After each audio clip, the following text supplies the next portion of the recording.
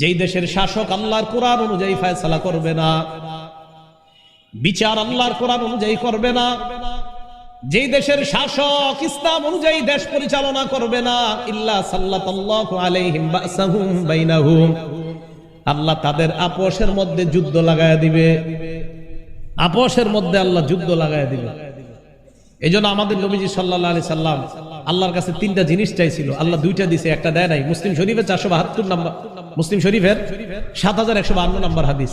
এই হাদিসের মধ্যে আসছে নবীজি সাল্লাল্লাহু আলাইহি সাল্লাম আলিয়া নামক জায়গা থেকে আসছে। আসার পর ফামার রবি মসজিদি বনি মুআবিয়া, এমন একটা মসজিদ নাম মসজিদে বনি মুআবিয়া, এটা সামনে দিয়ে নবী গেলেন। যাওয়ার সময় দাখালা, মসজিদে প্রবেশ করলেন। সাল্লা ফীহি রাকাতাইন, 2 রাকাত নামাজ পড়লেন। দাআ রাব্বাহু তাবিলা, লম্বা দোয়া করলেন। সাহাবাদের দিকে ফিরলেন, ফিরার পর বললেন সালতু রাব্বি সালাসা আতানি সিনতাইনি